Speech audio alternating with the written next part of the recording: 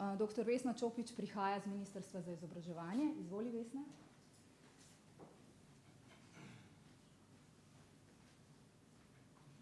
Gospod Aljoša Domjan. Bom potem vas podrobneje predstavila, izvolite, usedite se, vas bom podrobneje predstavila potem, ko boste že vsi na odru. Gospod Mitja Iskrič, ki prihaja iz Pedagoške fakultete, in gospod Rok Zavrtanik iz založbe Sanje.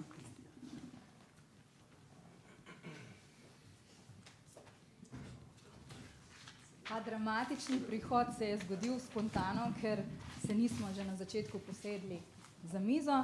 Naj še moje goste, vaše goste, podrobneje predstavim. Dr. Vesna Čopič, kot sem rekla, prihaja iz Ministrstva za izobraževanje. Dr. Vesna Čopič je raziskovalka kulturnih politik, o tem predava tudi na Fakulteti za družbene vede in kot svetovalka sodeluje na tem področju tudi po celem svetu z UNESCO. Dr. Vesna Čopič je trenutno deluje na Ministrstvu za izobraževanje, kjer je del skupine, ki je bila na ministrstvu posebej imenovana za ukvarjanje z avtorsko-pravno reformo. Zraven Vesne na levi sedi gospod Aljoša Domjan. Poslal mi je zelo zanimivo predstavitev, ki jo bom v celoti prebrala v jeziku, ki mi je poslal. Ki ga nimam tukaj.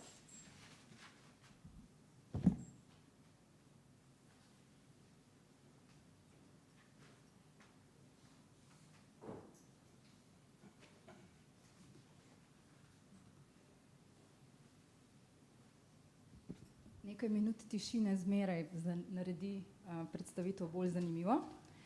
Napisal mi je: danes se najpogosteje predstavim kot mentor, growth hacker and serial entrepreneur living in a wonderful fairy tales where even unicorns should come around.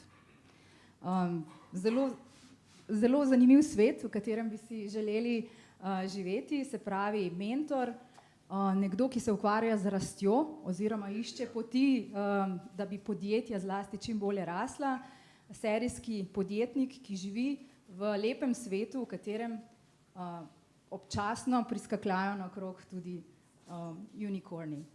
Sicer pa deluje v vodenju ena.com, drugo polovico pa številnim startup podjetjem, ker gospod Domjan je ustanovitelj in solastnik številnih tehnoloških podjetij. Za tole okroglo mizo naj posebej izpostavimo, da se je že leta 2000 začel ukvarjati z mediji, in sicer takrat z dne.si, danes ena.com, potem ena.com, kasneje pa še v okviru številnih izvedenk, če tako rečem, ali pa nadgradenj na to temo. Kjer skratka z mediji, ki imajo številne sledilce zlasti v Sloveniji. Če se premaknemo naprej, na desni od gospod Miha Iskrič prihaja iz Pedagoške fakultete, kjer je bibliotekar na Pedagoški fakulteti. Se pravi nekdo, ki se ukvarja s knjigami in najverjetneje v zadnjem času tudi z licencami v zvezi z nakupovanjem teh knjig. Prej je deloval na medicinski knjižnici in še prej v telekomunikacijskem podjetju T2. Mitja Vovk Iskrič zase pravi, da se zanima za informacijsko znanost, izobraževanje ter odprti dostop in odprto znanost. Je tudi urednik knjižničarskega bloga Biblioblog in avtor nekaj člankov na Wikipediji. Na koncu naj predstavim še gospoda Roka Zavrtanika, ki je danes sinonim za založbo Sanje, ki je ustanovitelj te založbe, drugače pa je Rok tesno povezan s knjigo.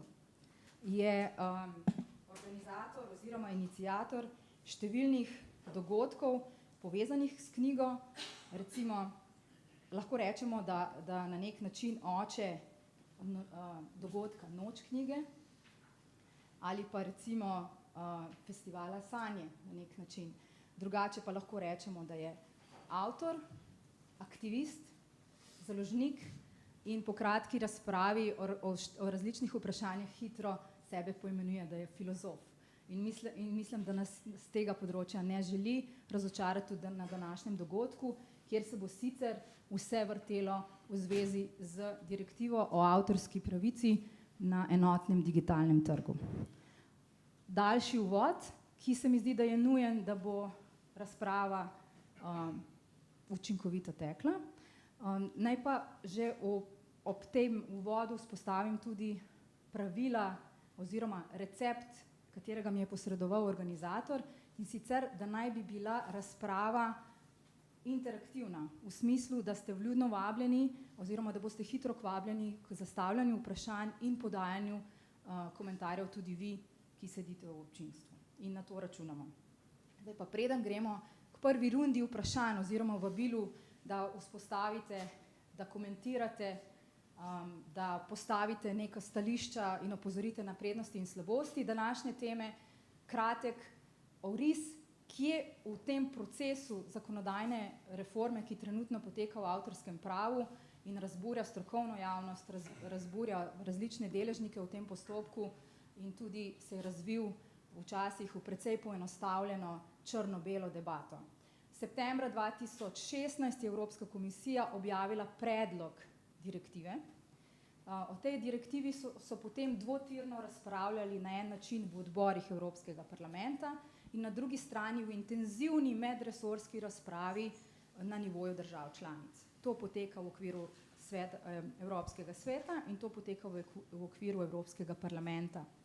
Javnost je prvič postala pozornost oziroma je prvič imela možnost se vključiti v to razpravo bolj konkretno, šele ko so pričeli posamezni odbori Evropskega parlamenta objavljati svoja stališča na to direktivo. V postopku, ki poteka na svetu, je javnost povsem izključena, kar je lahko tudi na nek način problematično. Najbolj pomembno stališče in najbolj pomemben odbor je odbor Juri, ki je svoje stališče objavil v prvi polovici tega leta oziroma v zvezi s katerim poročilom je parlament prvič odločal o tej direktivi 4. julija. Takrat je Evropski parlament oziroma vsi poslanci so takrat odločali, ali je že poročilo Jurija dovolj oziroma dovolj dobro pripravljen predlog, da naj bo podlaga za začetek trialoga. Trialog pa je proces v Evropski uniji, kjer se o konkretnem zakonodajni direktivi usedejo za skupno mizo Evropska komisija, ki je sprva to predlagala, Evropski svet, ki oblikuje svoj lasten predlog in Evropski parlament v okviru enega odbora. Julija 2018 so evropski poslanci rekli, nismo zadovoljni s tem, da ne bi mi vsi odločali o tej direktivi. Niso se ukvarjali z vsebino, ampak predvsem s tem so se ukvarjali. Vsi mi bomo kasneje, septembra, odločali o vsebini, ni dovolj, da samo 30 predstavnikov, ki sedijo v Juriju, naredijo predlog o tem. In to je bil glas julija 2018. Ni se razpravljalo o vsebini, razpravljalo se je predvsem o postopku. Celoten parlament je septembra letos, ko je glasoval o direktivi, z večino potrdil predlog in s številnimi amandmaji, vloženo jih je bilo več kot 200 in manj kot teden dni so imeli evropski poslanci časa, da naštudirajo, kaj v teh amandmajih je še bistveno poslabšal osnovni predlog Jurija. Zdaj smo govorili predvsem o teh postopkih, kaj pa zdaj sledi. Trenutno se dogaja trialog, vse tri institucije bodo morale sprejeti končno verzijo predloga direktiva, o katere bo na koncu glasoval Evropski parlament. Takrat bodo evropski poslanci glasovali za ali pa proti. Ne bo več velike razprave o vsebini. Toliko o gostih, toliko o samem postopku, zdaj pa čas, da se začnemo pogovarjati o vsebini. Najbolj sta odmevala v javni razpravi dva člena. In sicer člen 11, ki uvaja novo sorodno pravico za založnike.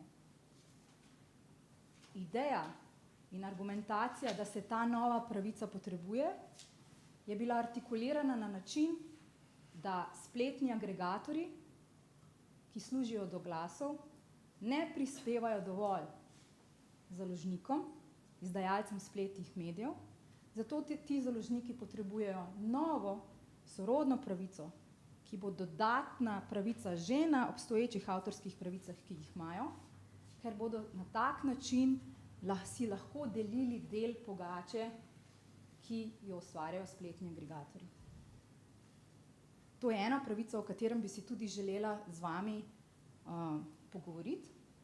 Drugi člen, ki je pa najbolj razburjal, pa je bil 13. člen, ki ga zagovorniki imenujejo kot rešitev za tako imenovani value gap, ki je tudi v bistvu rešitev, kako naj bi platforme, na katere porabniki vlagajo vsebine in kjer je številno vsebin lahko tudi problematičnih z vidika avtorskega prava, kako bi morale te platforme prispevati licenčnine oziroma v trenutni obliki nadzirati in odstranjevati vsebine, ki so avtorsko-pravno vsebine. Ampak ključ pa je, da bi platforme morale nekaj ogromnih dobičkov, ki jih ustvarjajo, dati ustvarjalcem in kakršnakoli rešitev za ta problem, ki je trenutno na mizi, meni se zdi slab, nekaterim se zdi odličen, naj bi prispeval, da bi bili te dohodki pravičneje razdeljeni.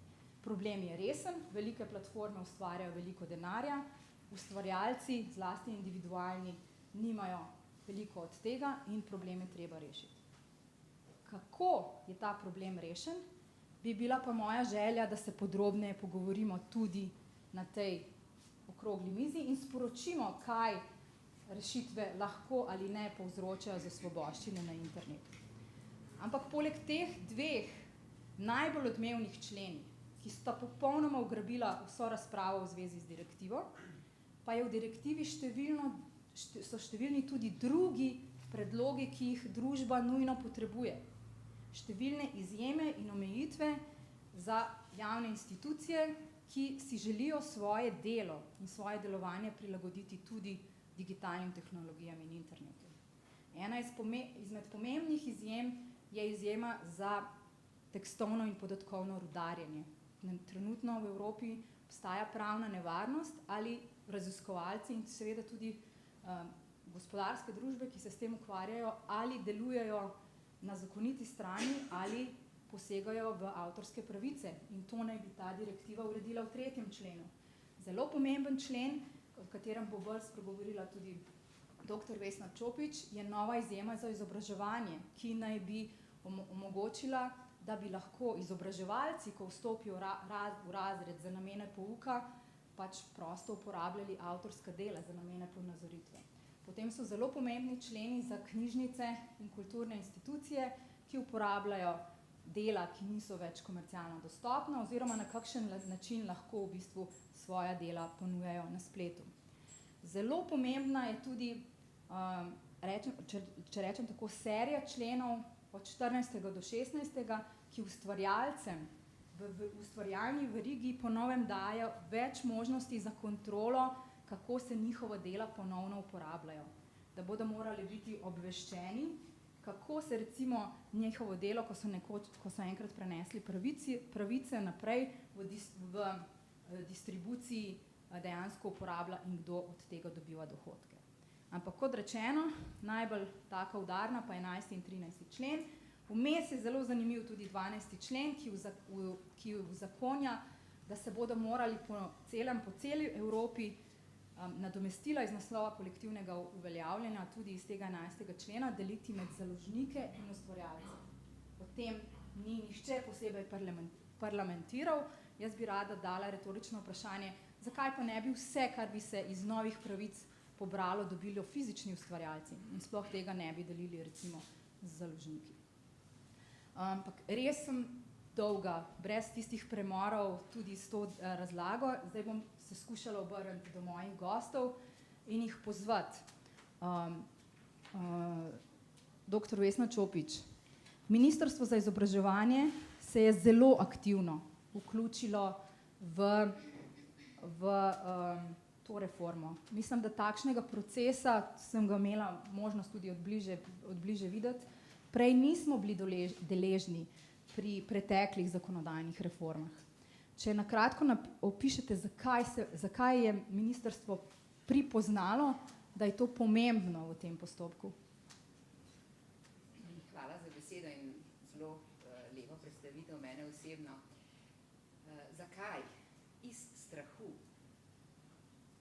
Iz strahu, kakšne posledice bo imela ta direktiva oziroma reforma avtorskega prava, glede na to, da vemo, da gre za prihodnost, ki glede na viharno sedanjost sama po sebi predstavlja velik izziv.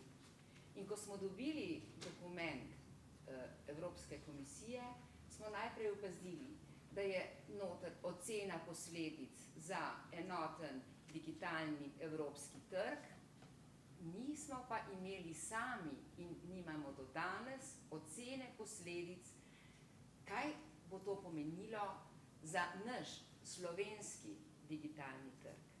Torej, iz strahu, ker takšne ocene nismo imeli, smo poskušali pridobiti čim več različnih informacij, tudi od različnih deležnikov, da bi nekako nadomestili ta manko. In da je ta strah upravičen, vam pove tudi eno preprosto dejstvo, da do danes Slovenija nima uradnega stališča o tej direktivi, ker je problematika tako kompleksna in interesi tako različni, na eni strani legitimni avtorski interesi založnikov, interesi producentov, da v imenu pač zaščite in spoštovanja intelektualne lastnine v digitalnem okolju pridobijo boljše razmere za svoje ustvarjalno in produkcijsko založniško delo, kar je več kot legitimno, tudi za tako majhen prostor, kot je Slovenija, kjer je ta vitalnost vseh teh akterjev ključnega pomena, da se obdržimo kot nacija, ki ima neko svojo produkcijo, s katero lahko konkurira ostalemu svetu. In na drugi strani seveda neki civilizacijski dosežki, ki smo jih že v preteklosti pridobili na strani raziskovanja, izobraževanja, skratka izjeme in omejitve avtorskega prava, ko gre za prost dostop do izobraževalnih in raziskovalnih vsebin. Torej, na obeh straneh legitimni interesi, močni interesi, ki jih je treba uravnotežiti. In do tega, da bi prišli do pravih rešitev, to nam očitno ni uspelo, začenši s tem, da ni, recimo, poglejte, se pravzaprav poteka neke vrste nov kulturni boj. Kdo je danes tukaj? Kdo je bil na zadnjih predstavitvah, ko so bile take okrogle mize skupaj? Vedno, nikoli vsi, nikoli glavni akterji iz teh dveh plati, ki bi se soočali, ki bi iskali v enem odprtem, konstruktivnem dialogu neke skupne rešitve. In zato, pravim, se je ministrstvo posebej angažiralo in čutilo neko intuicijo, predvsem, da gre za zelo pomembne stvari, da smo potem oblikovali to delovno skupino, poskušali prepričati tudi politiko, vodstvo ministrstva, da gre za vitalne interese našega resorja, torej raziskovanja in znanosti, in da moramo narediti vse, da osvetlimo naše argumente, da jih predstavimo, da poskrbimo, da jih bomo izmenjali z vsemi ostalimi, ampak do danes, kot pravim, Slovenija še ni prišla do uradnega stališča, kjer bi lahko pokazala, da se zavedamo vseh teh stvari in različnih vlog, različnih akterjev. Kasneje tekom dogodka te bom vprašala, te bom vseeno tikala, ker sodelujeva o konkretnejših predlogih, kaj je na mizi, in tudi o tem, koliko je pogled Ministrstva za izobraževanje dejansko slišan na nivoju Slovenije, ki ga potem komunicira navzven. Ampak zdaj bom pa šla naprej z enim poudarkom. Omenila si strah. Rok. Strah oziroma frustracija nad trenutno pozicijo avtorjev in ustvarjalcev, verjamemo, da botruje tudi takim ureditvam, ki se ubesedajo, ki se nekako predlagajo na nivoju Evropske unije. Kaj v tej direktivi, oziroma med izmenjavo besed sva se že nekako dogovorila tiho, da boste opisali tudi položaj ustvarjalcev v tej verigi, ampak in zato vam dajem priložnost, obenem pa vas pozivam, kaj v tej direktivi bo opisano stanje, ki ga boste predstavili, dejansko rešilo.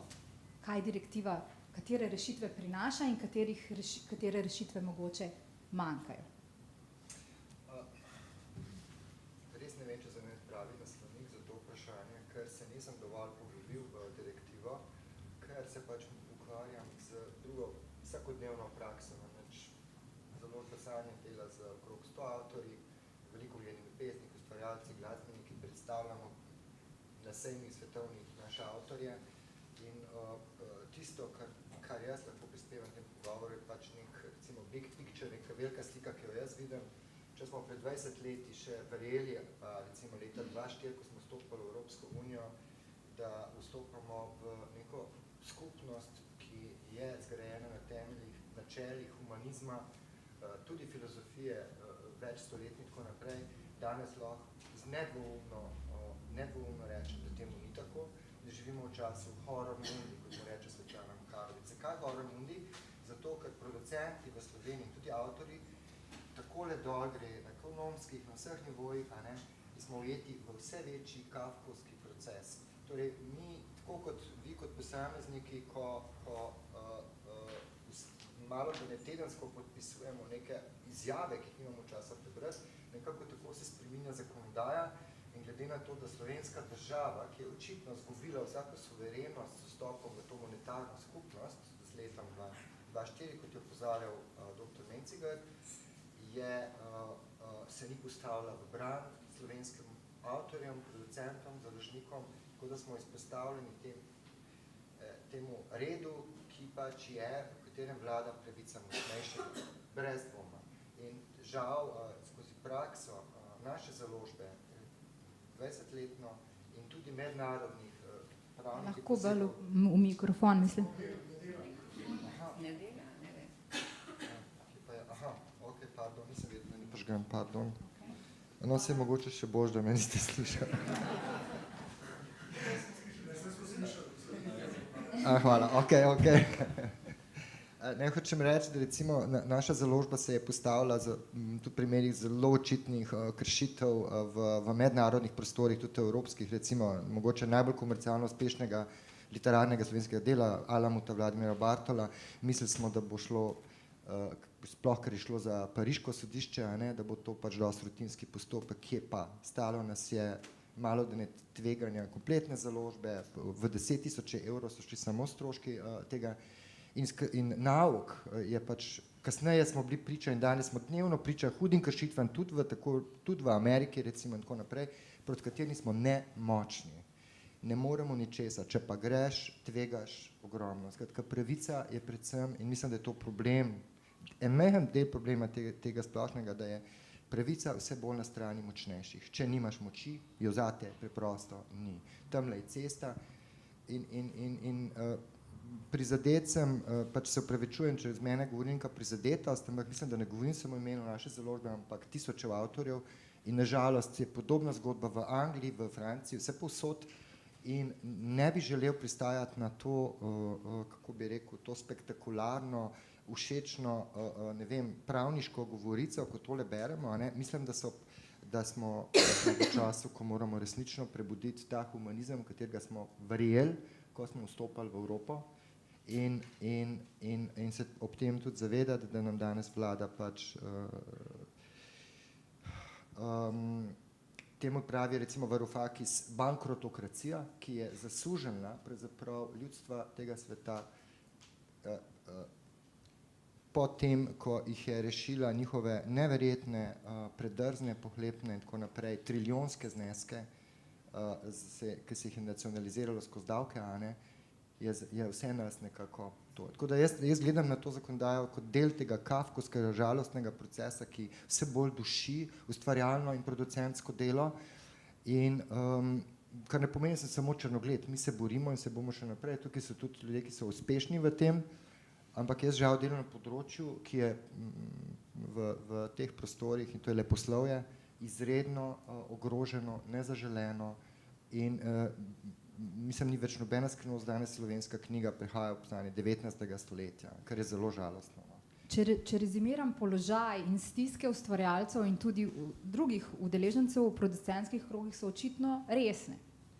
In točno taki argumenti so tudi zelo učinkovito prepričevali evropske zakonodajalce, da so lažje sprejemali rešitve, ki so na mizi, ki pa nujno ne rešujejo teh problemov.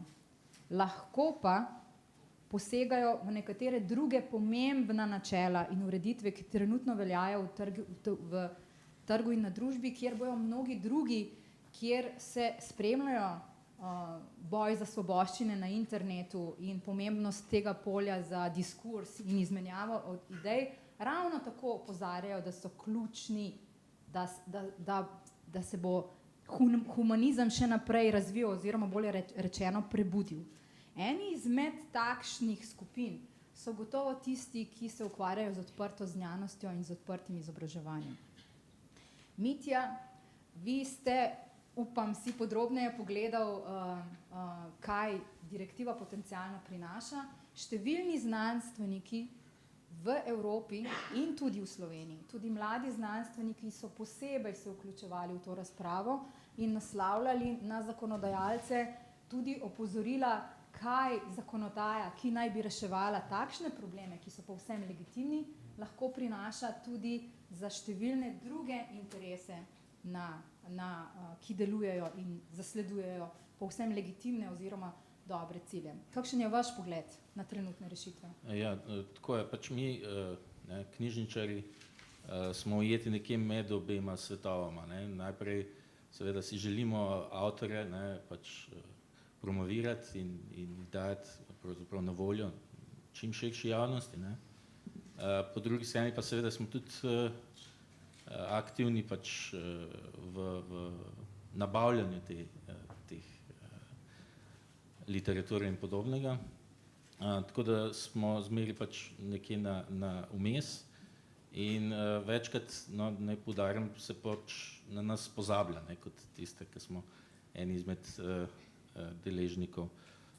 Namreč ta direktiva, kolikor sem jo uspel prebrati, je sicer iz precej pravniškega vidika zakomplicirana, ampak ima na začetku že nekaj kar precej nenavadnih definicij, tudi uporablja take izraze, ki jih pravzaprav strokovna javnost, ali ne bo to izobraževanje, ali ne bo to znanosti, ali ne bo to v kulturi, niti ne pozna, kaj preveč.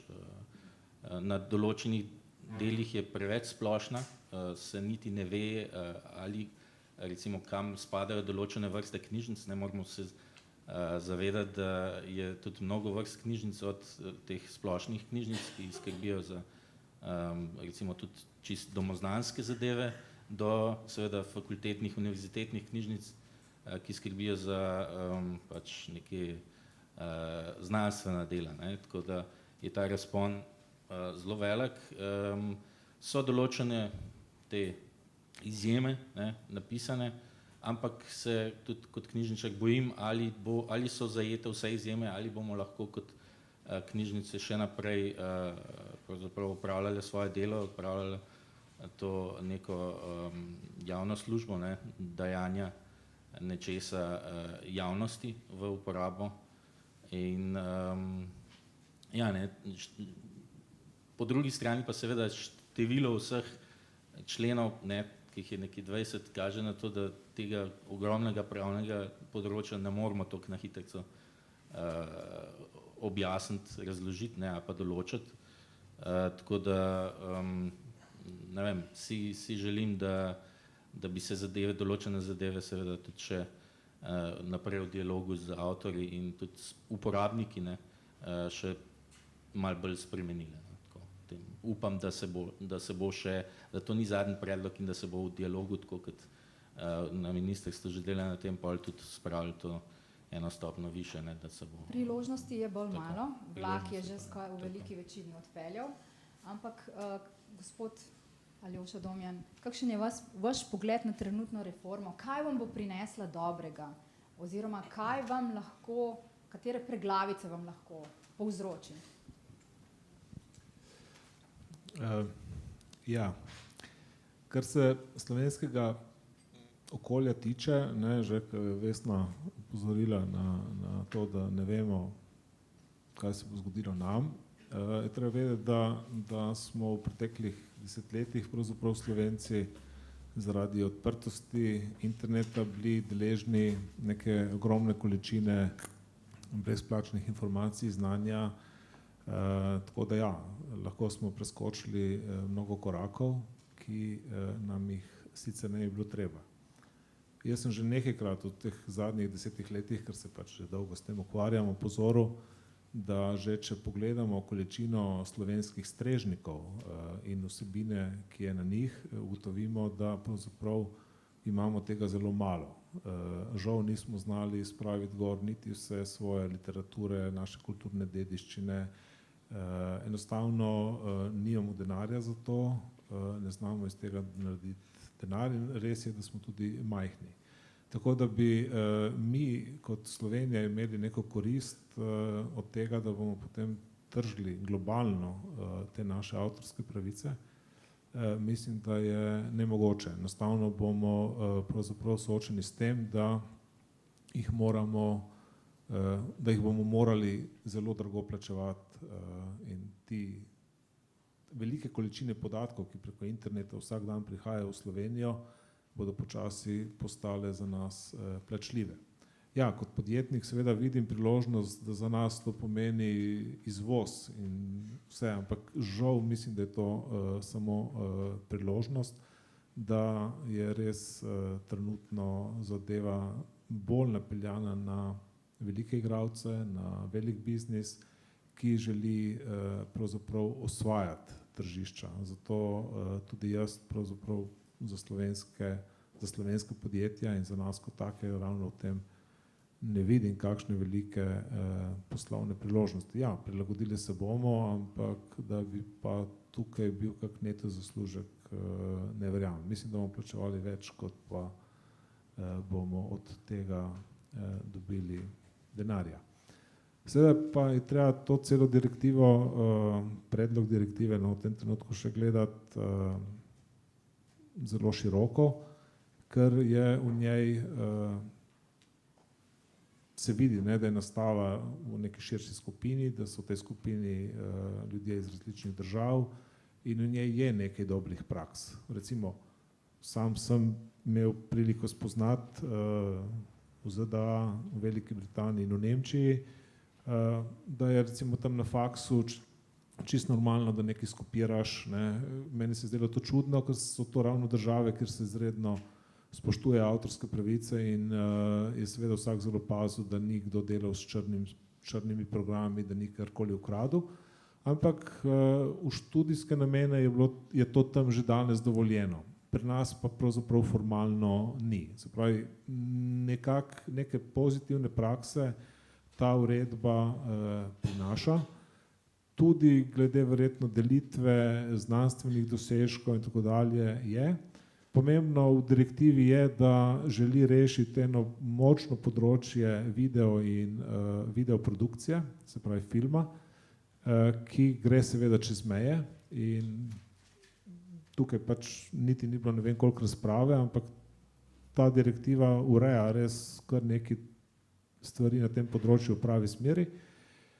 Hudo je pa s tem internetom. No, ta stvar, ta 11. in 13. člen, pa seveda pravzaprav nam ne prinašata nič kaj dobrega, prinašata nek poskus, da bi... Ampak vi ste spletni založnik? Vi bi morali biti navdušeni nad 11. členom.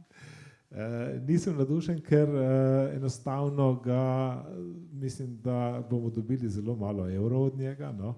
To je prvo, ker ne verjamem, da nas berejo, oziroma vem, da nas ne berejo Američani, Angleži in ostali, se pravi, gre ravno za obratno.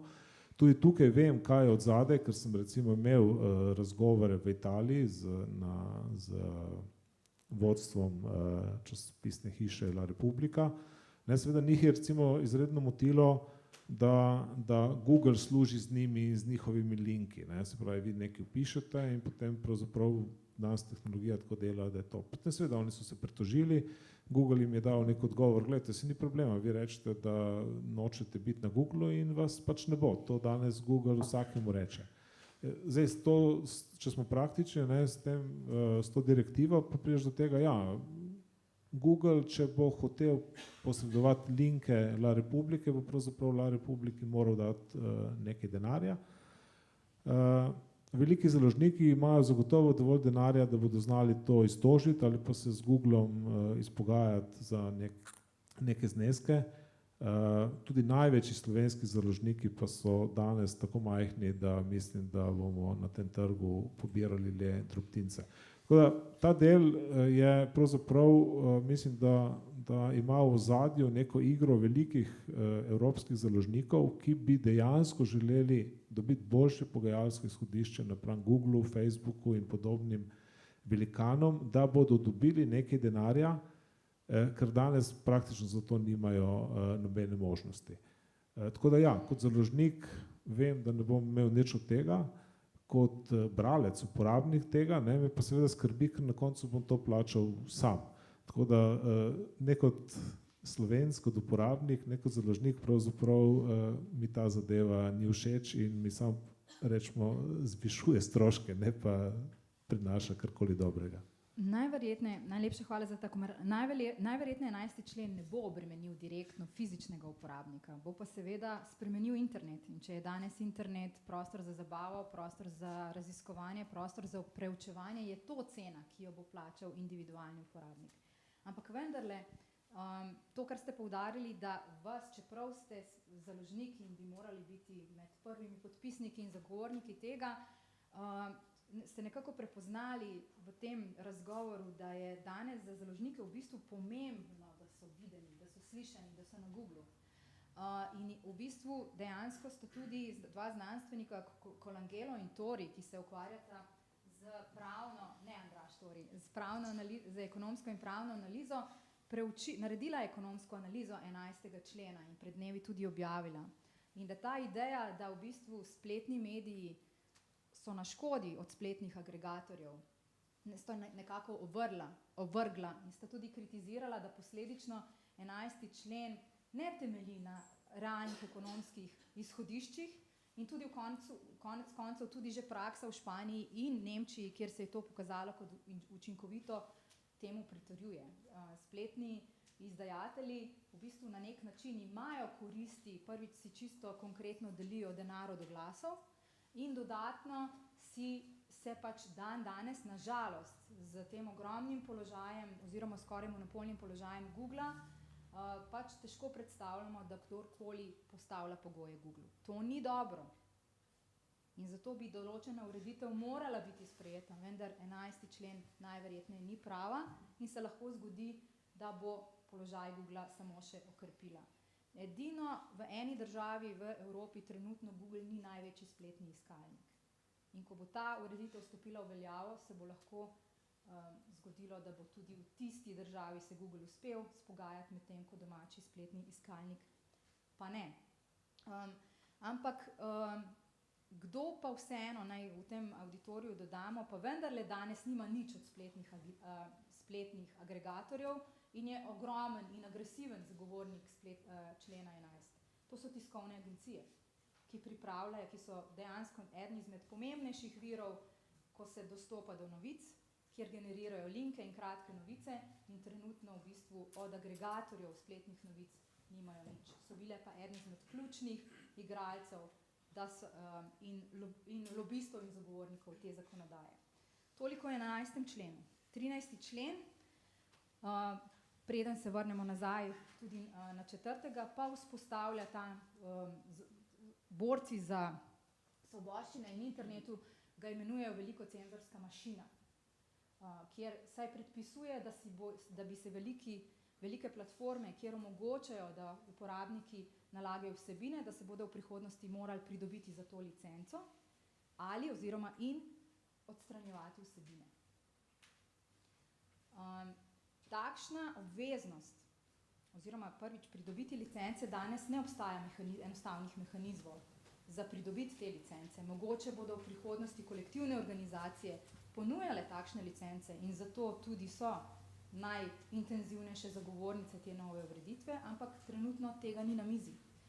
Odstranjevanje oziroma nadzor in preverjanje, če je karkoli posega v avtorske pravice in potem odstranjevanje, pa se lahko dogaja samo z avtomatičnim filtriranje. In na en način je lahko takšno filtriranje obveznost, ki si jo lahko privoščijo samo veliki, ki bo robusten, ker najverjetneje vse zakonite uporabe, ki so danes dovoljene na internetu, parodija, kritika, izobraževalni nameni, bodo lahko v veliki meri tudi odstranjene. Še posebno pomembno mogoče za ta forum pa je tudi to, da je takšna obveznost obenem lahko priložnost za platforme, da se pričnejo vmešavati v promet, kar zelo diši po koncu tehnološke nevtralnosti za platforme. In upam in verjamem, da bo kdo iz občinstva tudi to pokomentiral.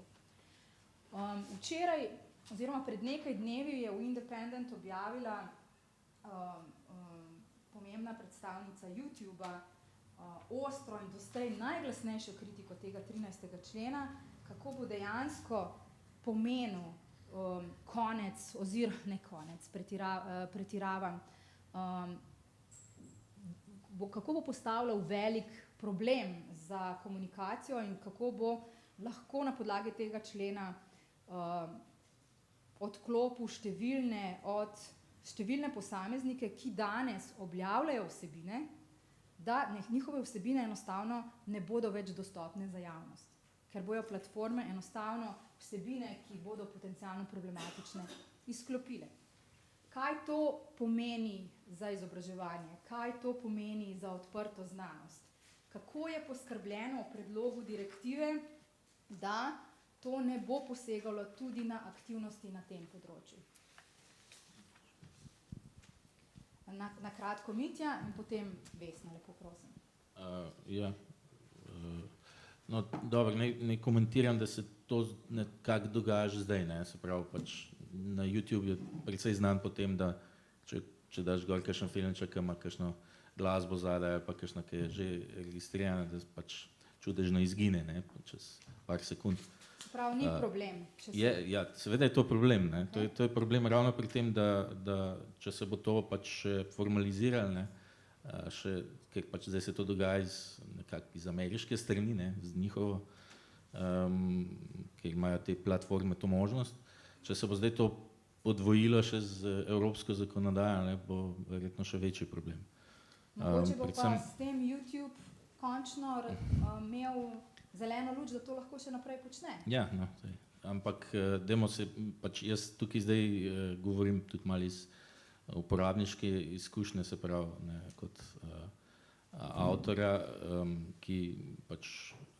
ki lahko nekaj daje na internet oziroma na YouTube, zaradi tega tudi predvsem izobraževalnih vsebin, kjer skušaš nekaj pokazati, nekaj predstaviti, recimo že čisto banalne zadeve, ne, kako se je posnetek učenja igranja klavirja, ne, zna biti problem, ker je pač glasba, ki jo igraš na klavir, že registrirana in potem ta posnetek lahko izgine, ne. Tako da če se bo to še več pojavljalo, potem pač bomo izgubili neko možnost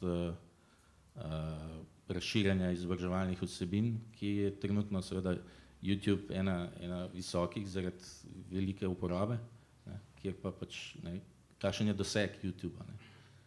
Gospod Aljoša, a na kateri od vaših platform obstaja možnost, da uporabniki dodajajo vsebine? Ja, mi smo to imeli enih 10 let nazaj. Bilo je kar nekaj kršitev avtorskih pravic, moram povedati, tako da sem imel zadevo na sodišču 8 let, ki se je končala s poravnavo, sicer minimalno in minimalni zneski. Ampak ja, dejansko se to dogaja, ne, torej kršitve avtorskih pravic. Trenutno kakšna vaša platforma ima tak sistem? Ne, trenutno ravno zaradi tega, ne, ker smo ugotovili, da slovenska zakonodaja pravzaprav ni jasno specificirala, kdo je odgovoren za kršitev, se pravi ali tisti, ki je objavil, ali lastnik platforme, ker toženi smo bili kot lastniki platforme, ki je to omogočala.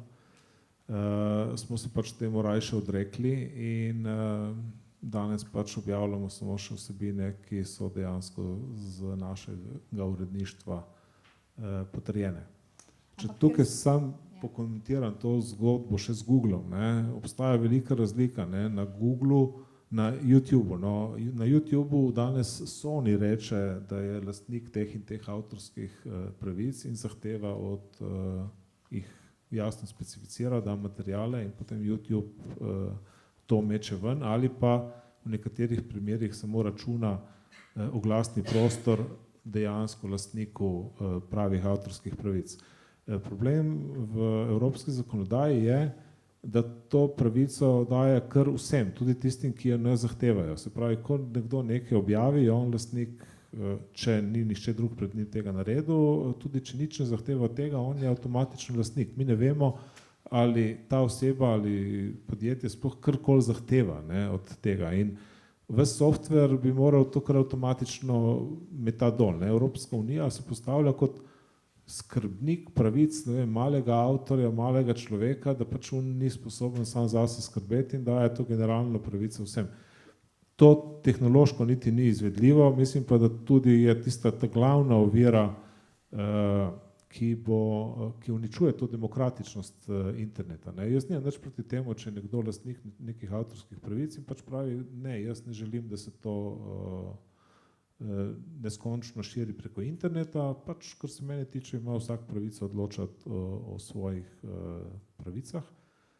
Nisem pa zato, da se da kar generalno vsem vse in potem pač možnost izpostavljanja tožbam in tako dalje. Rok, ali je enostavno doseči, da se neupravičena uporaba avtorskega dela umakne iz interneta, oziroma ali se današnji ustvarjalci in založniki dejansko želijo umik, ali si želijo dobro plačilo za svoje avtorske pravice? Povedano drugače, če bi obstajal rdeči gumb, na katerega bi lahko pritisnil, da bi izginile vse nezakonite uporabe avtorskih del, ki trenutno potekajo tam zunaj, ali bi vi kot ustvarjalec, kot založnik, to se lahko vsak od nas vpraša, pritisnil ta gumb? Ja, to je kočljivo vprašanje od primera do primera. Mislim, kar se mene tiče, tudi naše, recimo, pravice vrste, recimo okrog 50 glasbenih albumov so dosledno kršene, celo prodajajo posnetke, mnogi pač piratski po svetu prodajajo. Pač moje stališče je, dokler mi tega nadomestimo z lastnimi posnetki in videi, pač tega ne v Sloveniji, mislim, na YouTubeu ne preganjamo, ampak zadeli ste eno drugo vprašanje. Jaz sem prej mogoče bil malo bolj mračen, pa vem, vzem svetlejši. Jaz zelo pogrešam v javnem prostoru razpravo o temeljih tega, o čemer se pravzaprav pogovarjamo. Nekdo z avtorskim delom drugih, in to smo danes mi vsi, strahovito služi.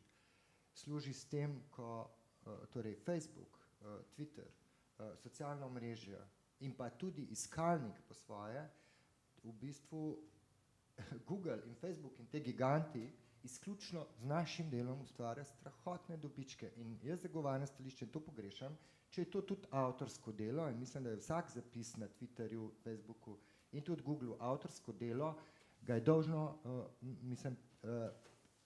moramo doseči, sploh če izhajamo iz evropske humanistične in etične tradicije, da se to tudi poravna. Torej, da vsak od nas dobiva od tega delež. Vendar recimo avtorji, ustvarjalci ustvarjamo številna avtorska dela. Recimo v končni fazi današnji razgovor tukaj je avtorsko delo. Številna predavanja so avtorsko delo. Od številnih znanstvenikov se pričakuje, da hodijo, predavajo, objavljajo že od nekdaj brez plačila.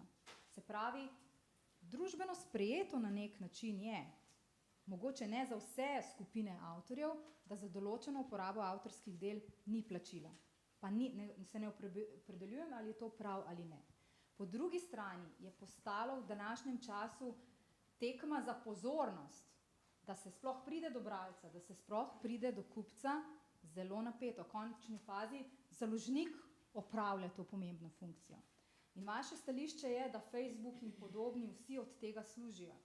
Najverjetneje bi bilo treba dodati temu, da predvsem služijo z uporabo naših osebnih podatkov, še bolj kot s to vsebino. Tako. Ampak vendarle, ali pa mogoče te platforme danes tudi prispevajo, da se sploh pride do bralca, do poslušalca in do končnega uporabnika? Ja in ne, zato ker, kot vemo, so se zelo zaostrujejo se algoritmi pač po meri dobičkov, a ne, na Facebooku in na teh omrežjih v smeri, ki ne gre v prid temu.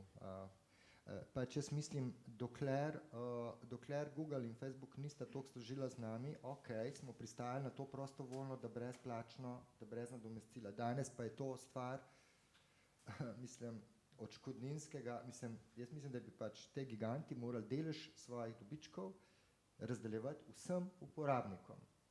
Vsem uporabnikom. To seveda pomeni na nek način nekaj nezaslišanega, ampak jaz sem prepričan, da je to racionalno, da je to z dosledno, bom rekel, z dosledno sledenjem razsvetljenske evropske misli je to in tudi razumevanja avtorskega prava je to nujno. In druga stvar, ki jo zelo pogrešam v javnem prostoru, je vprašanje javnega oziroma skupnega interesa. Torej, jaz mislim, da vsaka skupnost, ki se sploh lahko imenuje skupnost, je dolžna in je v njenem interesu, da poskrbi, da informacije in izobraževanje, kako bi rekel, so dostopne te skupnosti, bodi si na ravni družine ali države, ali pa recimo Evropske unije, ali pa celo svetovne skupnosti. Torej, jaz menim, da bi velik delež avtorskih pravic in tudi producentskih pravic morala prevzeti država, tako imena država, v svoje breme in mogoče bi potem in nekaj, kar vam pa lahko so zanesljivost, zdaj le povem, kot zaželik, pozorno spremljam, kaj se že 20 let dogaja po svetu. Nekdo si zelo prizadeva, da ljudje ne bi bili dobro izobraženi, ali pa da bi to drago plačevali, da ne bi imeli dobrih informacij in tako naprej. Torej, in se dobra knjiga se po vsem zahodnem svetu izganja, dobesedno, izganja se in tako naprej.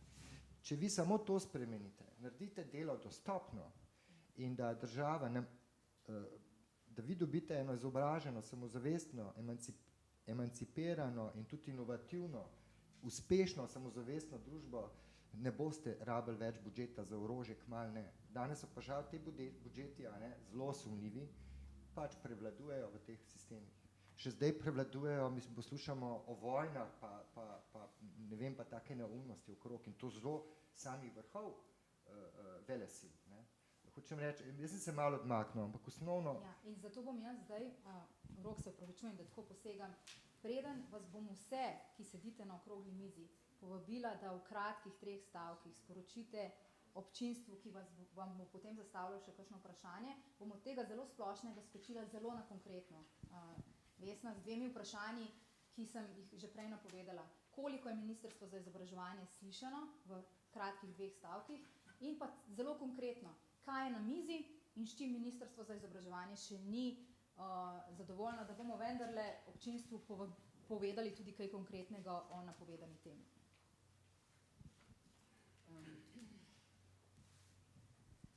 Jaz mislim, da sem že takoj na začetku povedala, da Ministrstvo za izobraževanje, znanost in šport je zares se potrudilo in v tem procesu naredilo vse, da bi svoje argumente ob vsaki priliki predstavilo slovenskim nosilcem tega procesa v okviru Evropske komisije oziroma Evropskega parlamenta. Ampak ker so ti interesi tako različni in govorimo lahko tudi morda o nekem konfliktu interesov, če to pogledamo negativno, če pogledamo pa pozitivno, bi morali to videti kot neko priložnost, da pridemo do pravih rešitev, da pravzaprav Slovenija nima svojega stališča in da tudi ministrstvo ni moglo uspeti s svojimi argumenti do te mere, da bi bilo slišano.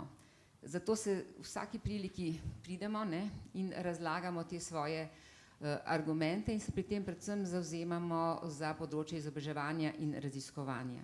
In trenutno direktiva predlaga izjemo, ki bo za digitalno uporabo vpeljala novo izjemo za namene izobraževanja, za ilustrativne namene in sicer v zavarovanih okoljih in na intranetu, vendar ta izjema lahko že v naslednjem koraku države članice uzakonijo drugače, se pravi, če bo na trgu ponujene enostavne licence, se lahko država članica odloči, da te izjeme ne bo uzakonila, se pravi, da bojo založniki na podlagi individualnih pogodb trkali na vrata šol in jih vabili za sklepanje pogodb.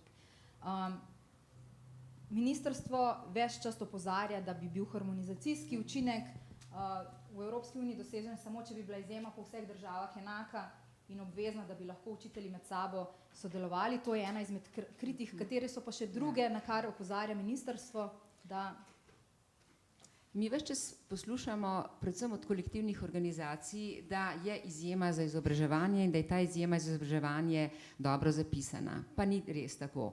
Ta izjema je takšna, kot je preozka, vezana je na zaprta digitalna omrežja in preozko je zapisana z vidika vsebin, kakršne mi potrebujemo v izobraževanju in raziskovanju. Zato se zavzemamo za širšo izjemo in tudi za vse oblike nekomercialne rabe in za izjemo za vsebine v vseh formatih. Če samo povemo v enem takem znanem primeru, ne, pri papirju imamo te izjeme, v digitalnem mediju pa te izjeme so veliko ožje.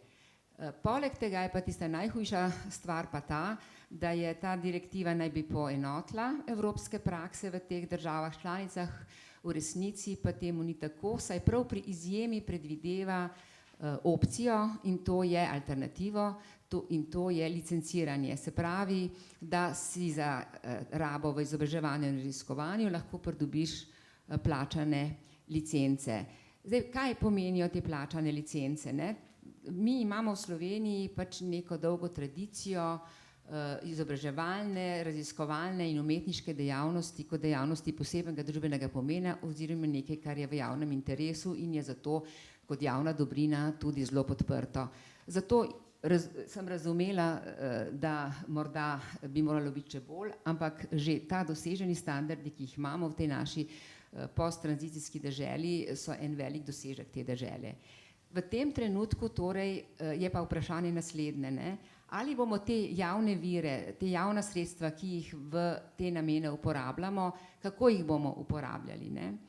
In zato je bistveno pač, da ne gremo v licenciranje kot nekaj novega, kar niti ne vemo, na kakšen način bi se nam razpletlo, ampak da vztrajamo na javni podpori vsem tem izobraževalnem, raziskovalnem in kulturnem sistemu, da lahko v tem svetu sploh preživi.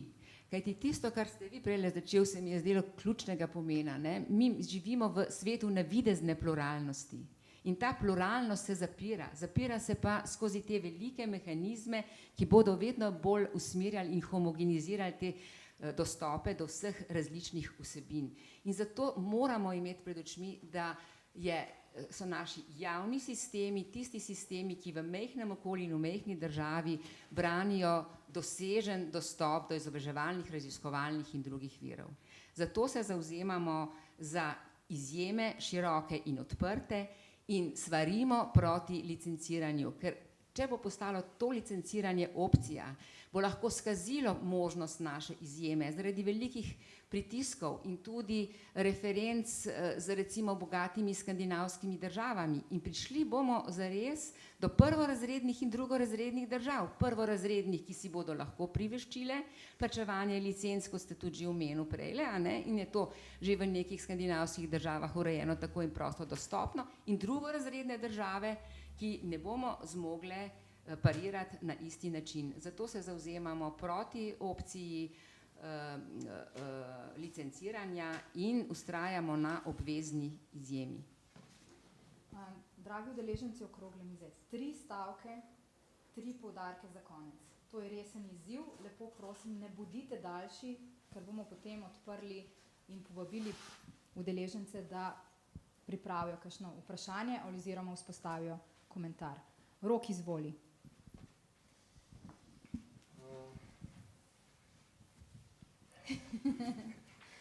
Ja.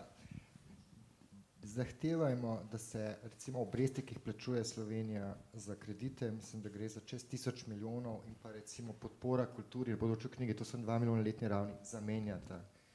In drugič, zahtevajmo, da ni samoumevno, da 50 milijonov se poveča budžet za NATO, obenem, ko mislim, je na kolenih kompletna kultura.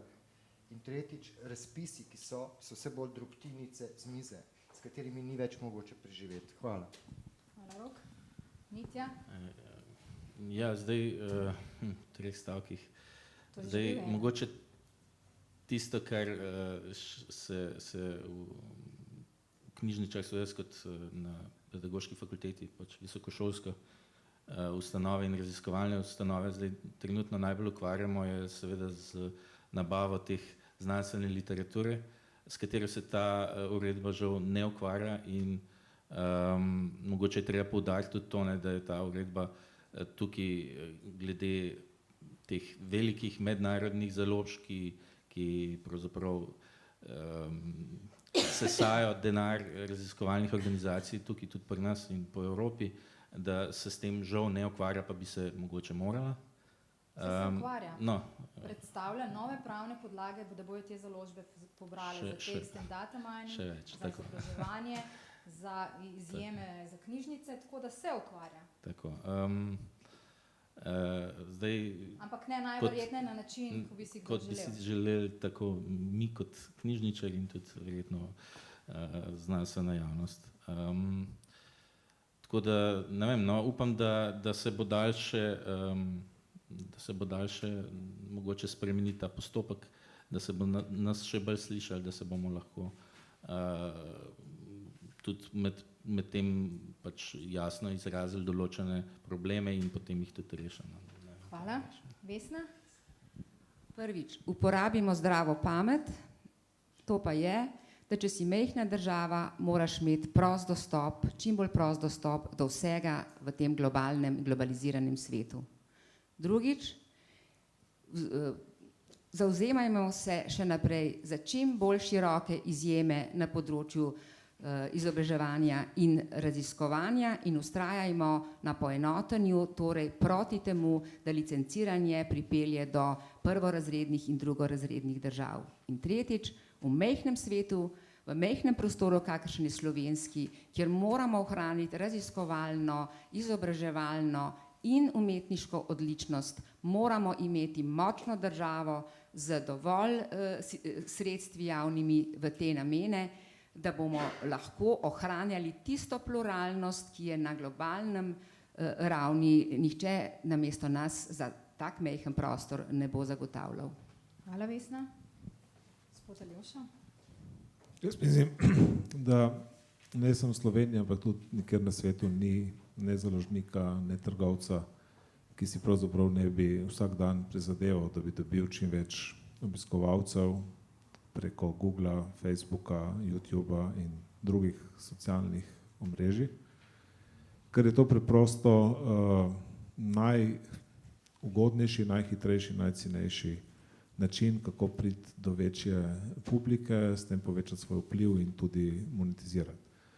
Google, Facebook in ti so res trenutno najbogatejša podjetja na svetu, ampak poglejmo realne številke. Facebook dobi od vsakega svojega uporabnika približno $7 na leto, od Slovenca samo $3.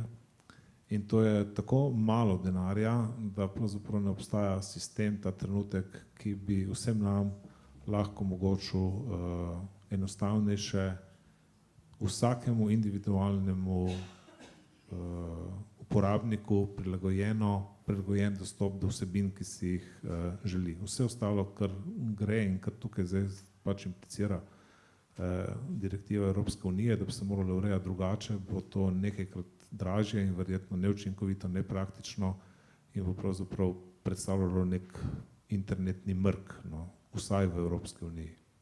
Najlepša hvala. Frustracije ustvarjalcev, majhnih založnikov, majhnih producentov, vsi tisti, ki sodelujejo v ustvarjalnih procesih, so resne. Na drugi strani živimo v svetu, kjer so ogromne korporacije bistveno večje, kot bi si za zelo svobodno, pluralno družbo želeli. Na drugi strani obstajajo številni zakoniti interesi, kjer v urejanju teh razmerij sledijo zelo legitimnim ciljem. Izobraževanje, raziskovanje, ohranjanje znanja, tudi svoboščine in pravice posameznikov. Zakonodajo sprejemajo veliki. V tej konkretnem postopku se spopadajo na eni strani velike in močne avtorsko-pravne industrije, ki niso samo posamezni šibki ustvarjalci, ampak so ogromne industrije. Mitja je omenil založniško industrijo v izobraževanju. To so veliki igralci, ki vzemajo od raziskovalcev, kjer imajo peer-to-peer reviewje od raziskovalcev in na koncu raziskovalnim institucijam prodajo licenčnine za dostop teh istih del. V tej razpravi so se te nianse, te zgodbe izgubile. Na eni strani so bile ogromna industrija copyright in na drugi ogromna industrija Facebooka, Googla in podobnih, ki danes so glavni igralci, kaj do nas dostopa in kaj ne. Ko v bistvu se zdi, da so rešitve, kot da bi spustili slona v trgovino s porcelanom in problem je, da se na porcelan pozablja. Na nekaj tega porcelana je opozorila Vesna, na nekaj tega porcelana je opozoril Mitja, končno želim opozarjati tudi jaz. Trenutne rešitve, ki so na mizi, niso dobre, so pa praktično skoraj že dano dejstvo, čeprav trialog še ni zaključen. V postopku bi opozorila še na en aspekt. Vsi tisti, mnogi sedijo v tem prostoru, ki že dalj časa, še preden je Google sploh obstajal, opozarjamo na svoboščine in pomembne pravice na internetu in se s tem ukvarjamo, nekateri z vidika avtorskega prava, nekateri drugače.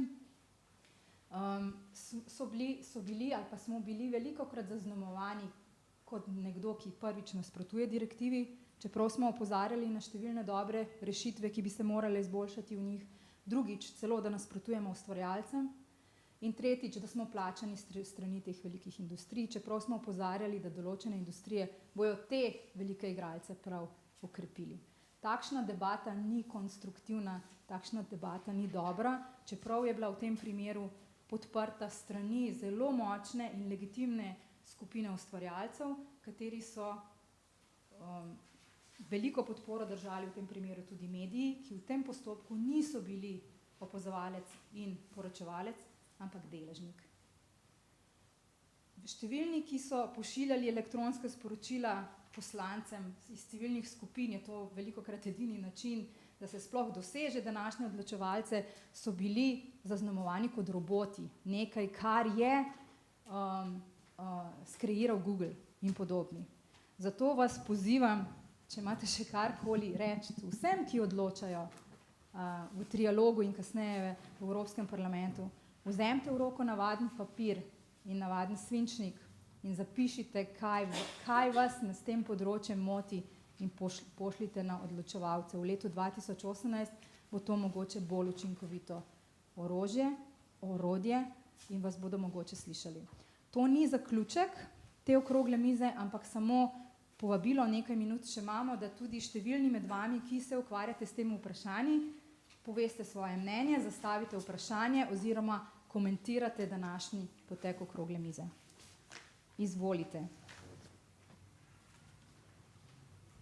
In lepo prosim, da vsak se predstavi in pove svoje ime, pove komentar in mogoče potem na koga naslavlja vprašanje. Najlepša hvala. Tone Kajzer, nekdanji veleposlanik na Danskem. Na zunanjem ministrstvu se ukvarjam z to digitalno transformacijo in sem tudi zdaj hote ali ne hote vključen v to zgodbo in hvala lepa za vse aspekte, ki jih do zdaj nisem natančno tudi ne razumel, kje je zdaj sploh problem, zaradi tega, ker mi nimamo stališča še oblikovanega, ne? In zunanje ministrstvo pomembno sodeluje pri tem, ker je več resorjev vpetih. Jaz bi si želel, neka sporočila sem slišal, ne, se pravi, da se moramo zavzemati za izjemo, da se stvari izravnajo, da se med velikimi in majhnimi stvari izravnajo. Ampak prej je bilo tudi rečeno, da moramo, jaz mislim, upoštevati realnost. Mi smo, kjer smo in mi ne živimo v nekem abstraktnem svetu in stvari bodo šle naprej. Tako da jaz apeliram na vse, ki so zdaj vključeni v ta proces, jaz mislim, da tudi civilna družba, dobro je, da akademska sfera, vsi ostali, da pogledamo iz slovenskega zornega kota, kaj lahko storimo. Jaz mislim, da vseh svetovnih problemov rešili ne bomo.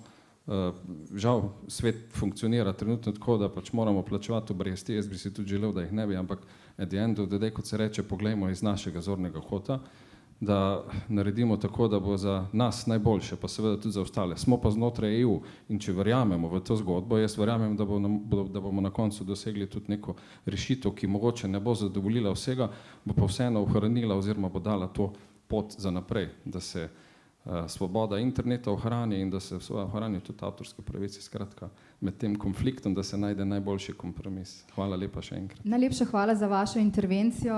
Kako odlična priložnost, Vesna, da stališče, ki ga ves čas pripravljamo in ki smo ga Ministrstvo za izobraževanje tudi za današnji sestanek, ki bo zdaj potekal, pripravili in kjer že več kot 12-krat, 15-krat smo se s takim kupom gradiva že odzvali na to. Z veseljem, Vesna, najverjetneje boš lahko posredovala gospodu to stališče, ki je zbrano. In še en apel. Ta trialog, ki poteka med državami članice, je na tem nivoju včasih izredno netransparenten. In včasih so države, zlasti majhne, prisiljene, da v duhu kompromisa sprejemajo rešitve, ki jih diktirajo najmočnejši. Ampak to področje je izredno pomembno za znanje, za raziskovanje, za napredek društva in kot celote. Jaz sem bila počaščena, da sem bila lahko del te ekipe, da sem lahko s strokovnim znanjem prispevala, da se je vedel, kaj se govori in enako se govori že od začetka. Ena zadeva, recimo tekst in data mining izjema, vsi, ki delajo na področju velike analize podatkov ali pa celo umetne inteligence, danes se te mašine učijo iz obstoječe vsebine. To bodo lahko delali raziskovalci, kaj pa podjetja. Evropska unija, cela, ne samo Slovenija, trenutno zagovarja rešitev, da za te subjekte ne bo zakonite izjeme v Evropi. Kam bojo šli ti subjekti? Ja, čez lužo. Zakaj se tukaj ne posluša tudi tega sektorja in podobno? Javno-zasebnega partnerstva. In ministrstvo na te zgodbe opozarja, pa ni slišen. Niti ministrstvo za gospodarstvo tega aspekta ne vidi. Dejansko je tle zelo različnih subjektov. Ali bo umetna inteligenca v Evropi zato bolj neumna? Mogoče ne. Raziskovalci bojo še zmeraj to lahko raziskovali, absolutno pa Evropa mogoče na tem področju ne bo komercializirala. Namenoma pretiravam, Gorazd, ker me tako gledaš. Tako da najlepša hvala za vašo intervencijo. Kdo bo naslednji?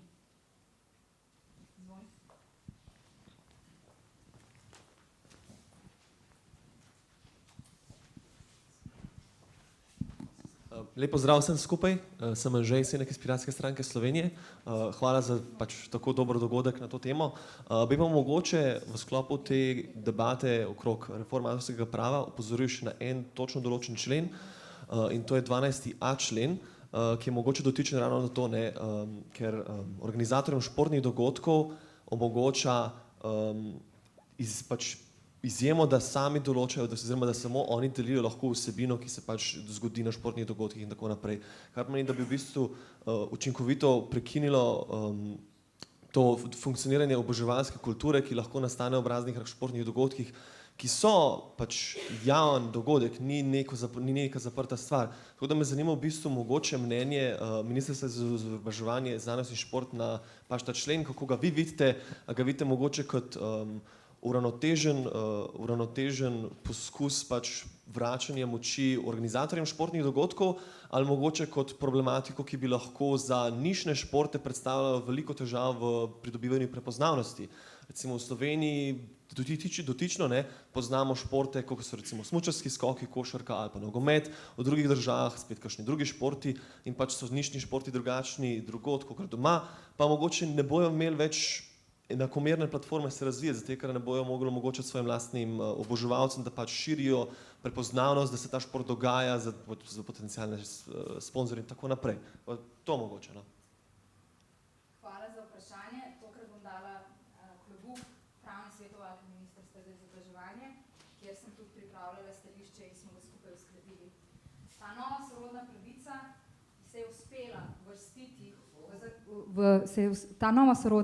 se je uspela uvrstiti v zakonodajni predlog Evropskega parlamenta na skrivaj, v zadnjem trenutku, tako zelo na hitro, da niti gospod Fos, glavni vodja zakonodajne reforme strani Evropskega parlamenta, ko je bil o tem povprašan, ni za to vedel. Organizaciji športnih prireditev so eden najmočnejših industrij na tem področju. Trenutno so tako področje televizijskih pravic urejevali pogodbeno. S to novo sorodno pravico so pridobili dodatno novo moč Celo gospod Fos je bil kritičen do tega, ko je bil informiran, da je to v novi ureditvi. To bo postavljalo nove bariere, v kombinaciji s 13. členom bo celo lahko predstavljalo, da se bodo morali vsi ljubiteljski amaterski posnetki odstranjevati z YouTuba. Kar pomeni najverjetneje s tem ponazorilom, da je uspela neka močna industrija v zadnjem trenutku vnesti neko pravico, o kateri prej ni bilo govora. To je mogoče diagnoza zahtevnosti ali pa netransparentnosti, ali pa kdo lahko uspe v takem postopku bolj kot kot znak nekega demokratičnega zakonodajnega procesa. Ministrstvo za izobraževanje je opozorilo na škodljivost te pravice in predlaga, da se ta pravica v končnem predlogu direktive ne uzakoni. Odvisno, kako se bodo institucije v tem trialogu uspele dogovoriti. Hvala. Gorazd, Dušan, mogoče vprašanje, komentar? Dušan 2. Mislim, jaz bi samo imel komentar tukaj, mogoče ni toliko problem prvenstveno samo direktiva, ne? Ker danes je ta direktiva, jutri bo ena druga, ne? Ker če so postopki taki, da v bistvu lahko neke močne skupine narekujejo bodoče zakonodajne rešitve, ne? Brez nekih velikih ovir tukaj vidimo, ne? In da pri tem uspejo, potem je treba pogledati, kakšni so te postopki odločanja o direktivah, ne? In tukaj v bistvu imeti reformo, ne? Nekega odločanja znotraj Evropske unije, ker drugače bomo danes pač o tem govorili, jutri bomo govorili o neki drugi direktivi, se spomnimo tudi akta, to je zelo sorodna zgodba, ne? Nekaj se je v ozadju dogajalo v zakulisju, mi smo potem bili soočeni z nečem, kar se je skoraj že sprejel in tukaj vidimo iste zadeve, to je ena stvar, druga stvar bi pa mene zanimalo, no, mnenje mogoče udeležencev. Eno so sigurno vprašanja, ki so vezana na neko reformo problematike avtorskih pravic, ne? Ampak mene pa zanima, kakšno je trenutno stanje, ne? A trenutno stanje v bistvu je samo problem zakonodaje ali je problem tudi implementacije, ne? A v bistvu je nemogoče, slišali smo od gospoda Zavrtanika, ne, za Alamuta, ne? To verjamem, da je v bistvu zelo tak eden od perečih problemov, ne? Ampak so mogoče še drugi, kjer imamo probleme s tem, da institucije delujejo znotraj naše države, se te pravice zagotavljajo, se ukrepa, kadar pride kršitev, ne? Ali ne? Moje mnenje je, da je problem z neko splošno naravnanostjo družbe, tudi družbenega sistema, v katerem so, ki ni dobronamerna, preprosto ni za skupnost, ampak je v bistvu proti njej in je pač neka stara zgodba, ki jo pravzaprav že tisočletja opazujemo, da zdaj prihaja do nekega svojega absurdnega vrhunca. Gospod, ki mi je temu človek temu rekel realnost, bodimo realni, jaz mislim, da realnost, odvisno kako jo pogledaš in že jutri jo mogoče ne bo več, ne? In se zelo strinjam, ne, da je tukaj treba točno ta vprašanja preizprašati v globino, ker bomo presenečeni, kako bo morda prihodne generacije gledale na ta čas. Jaz sem prepričan kot na izredno brutalen, primitiven, ampak vendarle pač, ki gre v smer refleksije in boljšega samozavedanja človeštva, no. Jaz upam, v tem smislu sem pač optimist, sem pa zelo zadržan in vse to jemljem kot temu, ko bi rekel, fiction, ne? Tudi te zakone, ki so nemogoči, nasilje v nemogoče položaje. Danes eno majhno slovensko podjetje pa ni šans, vsi so v prekršku, mislim, kafkovsko in to ni slučajno. Brisanje manjših in konkurence je bil glavni šport kapitalizma od ever in v tem času je dobil strašne tehnološke vzvode in to lahko počne. In nobeden ni zaskrbljen, da toliko podjetnikov, toliko malih podjetij je zginilo v Sloveniji, ni več. Nobenega ne skrbi, da gre 10 000 mladih, najbolj izobraženih ven. Tudi to je namenoma, vse to ni naključno. Jaz razmišljam, da se bom pač umaknil, če še sploh obstaja na planetu Zemlja, ki je še prostor, kjer je možno drugače ustvarjalno in bolj svobodno delovati. Recimo v zvezi z 11. členom, ne, ki uvaja to novi linking text, so ravno napredni sodobnejši mediji oziroma tudi raziskovalni novinarji opozarjali poleg številnih akademikov, več kot 200 z področja intelektualne lastnine in novinarstva, je na zakonodajalce naslovilo pismo, naj ne uvedejo te nove novote, so ravno opozarjali, da ta nova sorodna pravica, ki naj bi reševala ustaljene medije, predstavlja novo bariero, dodatno oviro za nove medije, za mlajše iniciative. Izvolite, Aljoša. Ker je bilo konkretno vprašanje, torej mehanizmi danes obstajajo. Tudi v Sloveniji imate kar nekaj odvetniških pisarn, ki skrbi za avtorske pravice tako slovenskih avtorjev ali založnikov, kot nekaterih tujih. Pač imajo orodja, da se te zadeve kontrolirati in to počnejo. Ključno je, da sedanjo zakonodajo izkoriščajo tisti, ki to želijo. Torej, če ste avtor in imate neko vsebino, ki jo želite ščititi in od nje služiti, pač imate to možnost. Tukaj prihajamo na neko zakonodajo, ki pravzaprav gre zelo daleč, ko bom rekel, ščiti tudi avtorsko pravico, ki je vredna, ne vem, 0,5 evra nekega posameznika. Daje vsem neko pravico generalno in da je to hud zločin, če se nekaj malega krši. Tisto, kar mi čvekamo in vse, ki si delimo po Facebooku, kjerkoli, ali pa nekdo nekaj na svojem blogu objavi, to, kar nam je postalo nekaj čisto običajnega in vsakdanjega v zadnjih 10 letih, ta direktiva pač postavlja na glavo. Zame je problematično tudi, ker postavlja to na glavo samo v Evropski uniji, se pravi, na 5% prebivalstva tega planeta bo pač se moralo obnašati na tak način, 95% prebivalcev bo pač se vedno delilo vse vsebine po svojih kontinentih in v svojih skupnostih.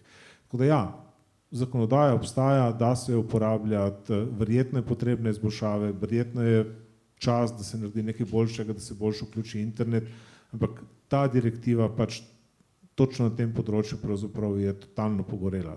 Ti predlogi niso v redu, no, in niso, ne da niso uresničljivi, niso v redu.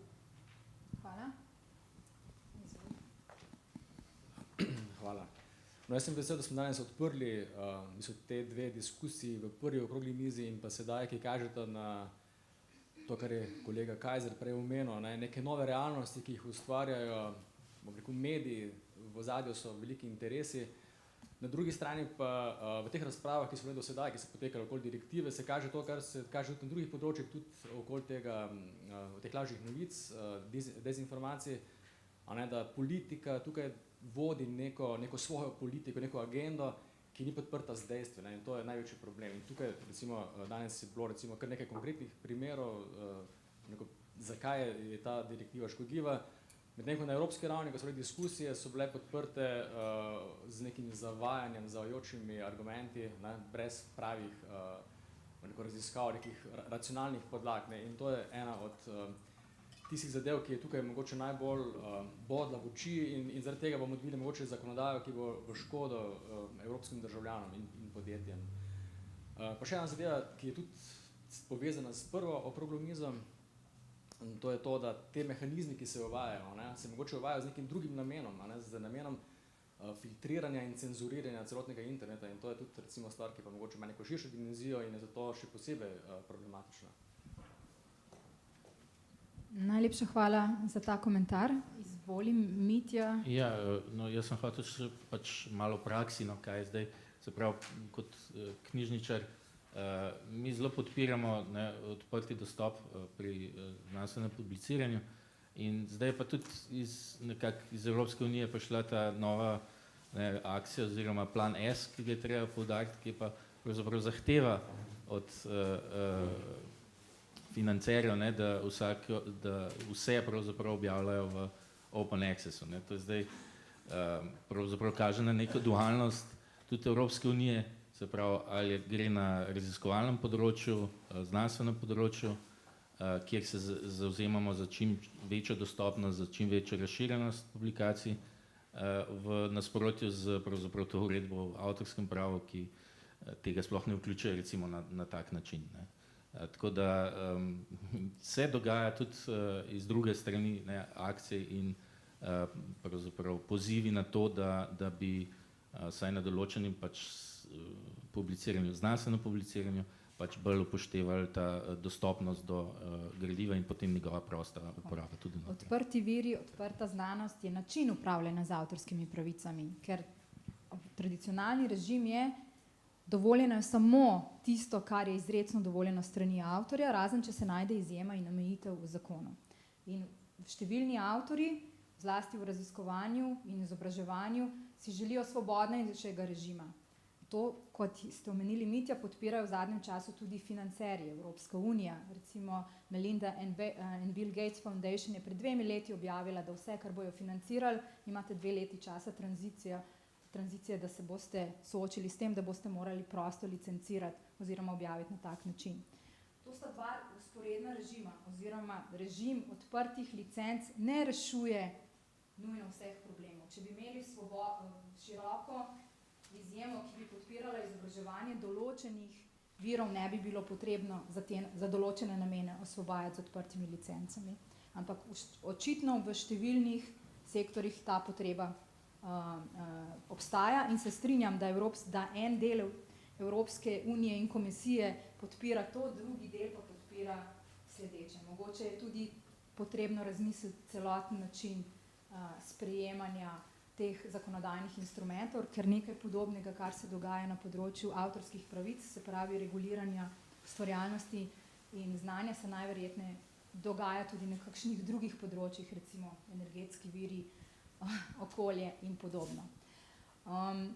Pa naj ne bo to samo to zaključna misel, ampak naj bo zaključna misel sledeča. Velik izziv je pretehtati vse interese, ki obstajajo v družbi, ko zakonodajalec sprejema zakonodajne rešitve. Smiselno je, da zakonodajalec prisluhne, oziroma nujno je vsem, ne samo tistim, ki so najbolj glasni. V tem primeru so bile najbolj glasne težke, velike, ogromne industrije.